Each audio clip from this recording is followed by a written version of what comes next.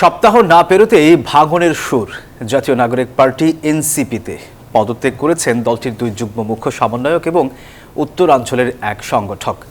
পদত্যাগ করার নেতারা নিউজ 24-কে জানান, পদবি নয়, জুলাই অভ্যুত্থানের প্রত্যাশা পূরণ হবে না জেনেই দল ছেড়েছেন।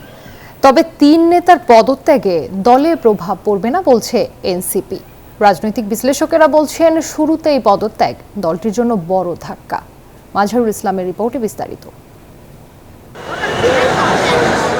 নতুন বাংলাদেশের রাজনৈতিক বন্দোবস্তের অঙ্গীকারে 28 ফেব্রুয়ারি আত্মপ্রকাশ করে জাতীয় নাগরিক পার্টি এনসিপি।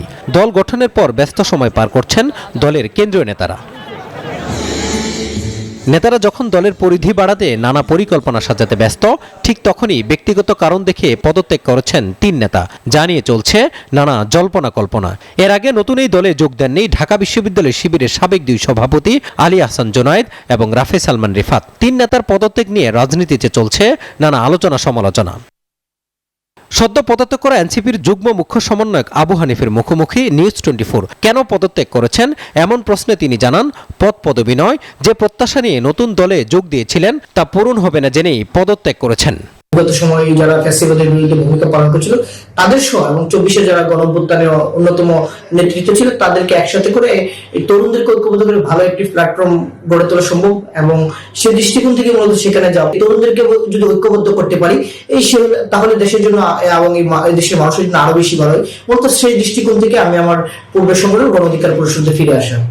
দলের তিন নেতার পদত্যাগের বিষয়ে এনসিপির যুগ্ম সদস্য সচিব জয়নাল আবদিন শিশির জানান, তারা কেন চলে গেলেন সে বিষয়ে তারাই ভালো বলতে পারবেন। তবে তাদের চলে যাওয়া দলে কোনো প্রভাব পড়বে না। আসা যাওয়া এই যে দরজা, আমরা এই দরজা কখনোই বন্ধ করব না, কাউকে জোর জবরদস্তি করব না। আমরা মনে করি ব্যক্তি তার স্বাধীন ইচ্ছায় তার মত প্রকাশ করবেন, রাজনীতি অংশগ্রহণ করবেন। দুই একজন ব্যক্তি চলে যাওয়াতে একটা দলের বিশাল একটা দলের কিছু হবে আমরা তা মনে করি না। বৃহত্তর পরিসরে আত্মপ্রকাশের আগে এনসিপির তিন নেতার পদত্যাগ মাঠ পর্যায়ে নেতিবাচক প্রভাব পড়তে পারে বলে শঙ্কা রাজনৈতিক বিশ্লেষকদের। যারা এই সম্প্রতি পদত্যাগ করে চলে আসছেন তারা দলের গুরুত্বপূর্ণ পদ পেয়েছিলেন, সেইখান থেকে চলে আসছেন। ফলে যেভাবেই ব্যাখ্যা করা হোক না কেন, এই বার্তাটা কিন্তু খুব ইতিবাচক বলে এই দলের জন্য হচ্ছে না, এবং এটা যে তারা একটা চ্যালেঞ্জের মধ্যে দিয়ে পড়ে গেছেন সেটাই কিন্তু মনে হচ্ছে।